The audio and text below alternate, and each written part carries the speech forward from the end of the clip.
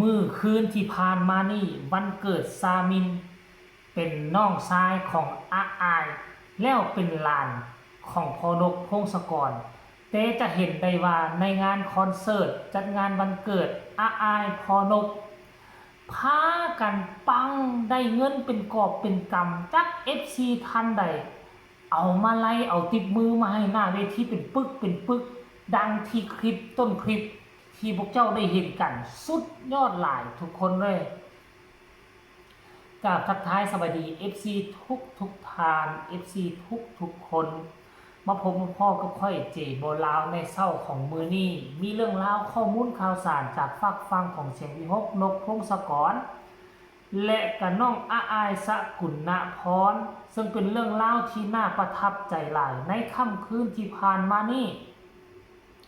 นกพงศกรได้จัดนักจัดเต็มให้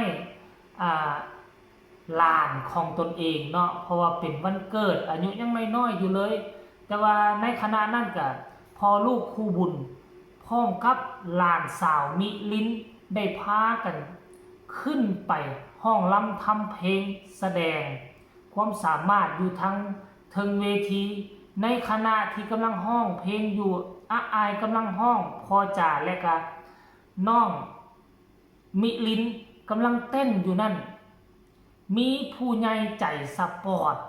บ่ฮู้ว่าคนในองค์กรเดียวกันบ่หรือว่าผู้ชมทั้งอื่นเพราะว่างานมื้อวานนี้เป็นงานเปิดบ่มีการล้อมสังกะสีบ่มีการซื้อบัตรจองตั๋วเฮ็ดติดทางใหญ่ว่าซั่นเด้อยู่หน้าเฮือนหลังใหญ่น่าจะเป็นหลังที่นกพงศกรกำลังก่อสร้างอยู่หั่นบ่ท่านผู้ชมเนาะ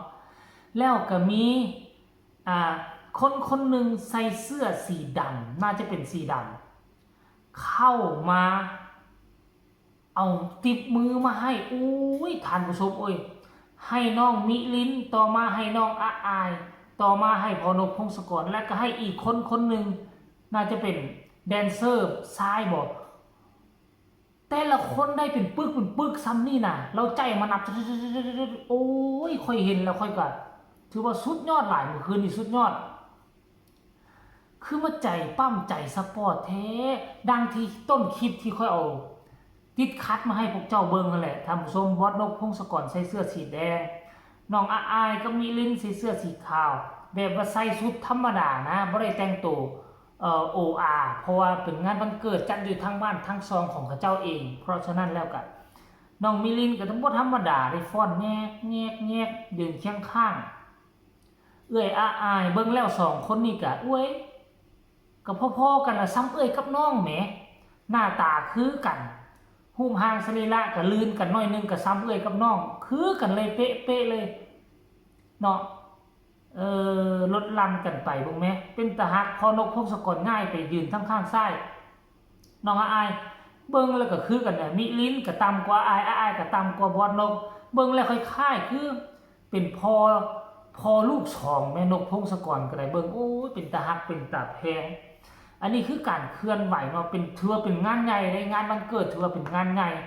เอาเวทีหมอลำซิ่งมาใส่ถือว่าใหญ่แต่เฮาบ่ได้เห็นภาพบรรยากาศทั้งด้านหน้าเวทีคนมาน้อยมาหลายส่ำใดก็คิดว่าประชาชนอยู่แถวอ้อมข้างนั้นน่าจะหลั่งไหลกันเข้ามาแน่นอนท่านผู้ชมเนาะหลังจากที่เห็นคลิปนี้เผยแพร่ออกมาสั้นๆบ่เห็นคลิปยาวคลิปเต็มเลยบ่ฮู้ว่าเขาเจ้าไลฟ์สดอยู่ทางช่องตัวใดคนเข้าไปให้กำลังใจหลายท่านผู้ชมเบิ่งไหม FC แฟนคลับพากันล่างไหลกันเข้ามาให้กำลังใจเนาะไปคอมเมนต์ต่างๆนานาหลานสาวโตมาสวยแท้ๆเลยว่าซั่น โอ้ย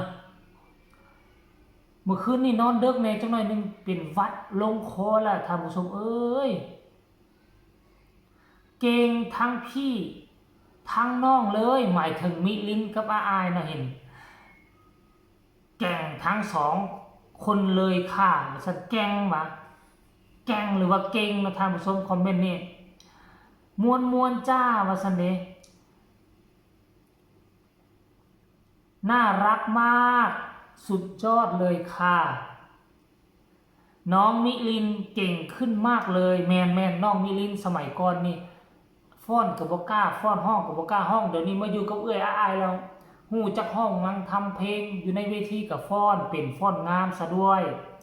พ่อจ๋าลูกจ๋าหลานจ๋าน่ารักจังเลยหมายถึง3คนเนาะน่าฮักทั้ง3คนเลยสุดยอด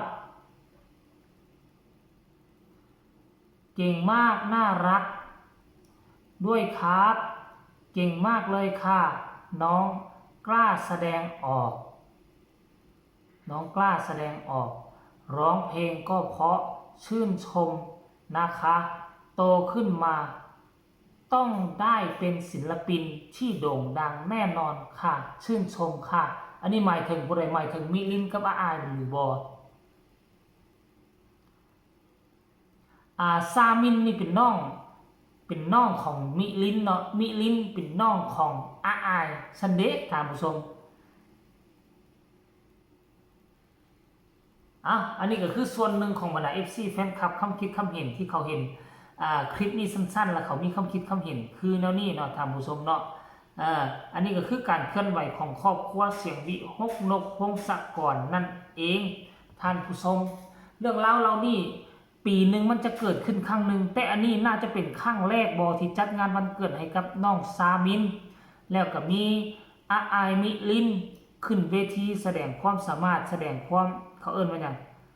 คับกลอมเสียงคับเสียงล้ำแล้วก็ฟ้อนงามๆของเด็กน้อยรุ่นสืบทอดของวงการหมอลำไทยอีกคนหนึ่งก็คือน้องอาอายแล้วก็พ่อนกพงศกรเอามาฝากเอามาต้อนกันเพียงซ้ำนี้อันนี้คือความสุขของครอบครัวเนาะอาอายก็ได้อยู่น้ำเข้ามาตั้งแต่น้องซามินเกิดมาใหม่ๆก็ได้อุ้มได้ถือแล้ว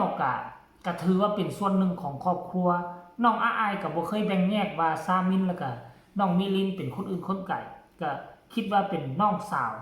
ของตนเองอีกคนหนึ่งเนาะเพราะตนเองก็ได้มาส้นสายคาใต้อาณาขาของพงศกรเพราะฉะนั้นแล้วทุกสิ่งทุกอย่างนี้มันเป็นสวรรค์ปั้นแต่งให้ข้าเจ้ามาพบมาพ่อกันมาเป็นครอบครัวเดียวกันขอให้ทุกคนฮักกันแบบนี้ตลอดไปอยากเห็นภาพแบบนี้ตลอดอยากเห็นภาพบางงาน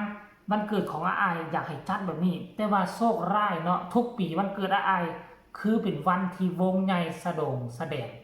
มันก็เลยบ่มีภาพบรรยากาศที่พ่อนกพงศกรและครอบครัวจัดวันเกิดแบบนี้ให้น้องก็บ่เป็นหยังเนาะท่านผู้ชมเนาะอนาคตภายภาคหน้าอาจจะมีเวลาได้เฮ็ดคลิปนี้ขอฝากฝังเอาไว้ซ้ำนี้ถ้าหากว่า FC ของเจบอลา FC ของน้องอาอายเห็นคลิปนี้แล้วมีคำคิดคำเห็นขึ้นแนวใดก็สามารถแสดงคำคิดคำเห็นคำตำหนิติชมอยู่ใต้คอมเมนต์ได้ฝากทุกคนกดไลค์กดแชร์กดติดตามให้แน่เพื่อจะบ่พลาดในคลิปต่อไปที่สำคัญอย่ากดข้ามโฆษณาพบกันใหม่ในคลิปหน้าสำหรับคลิปนี้ขอกล่าวคำว่าสบายดี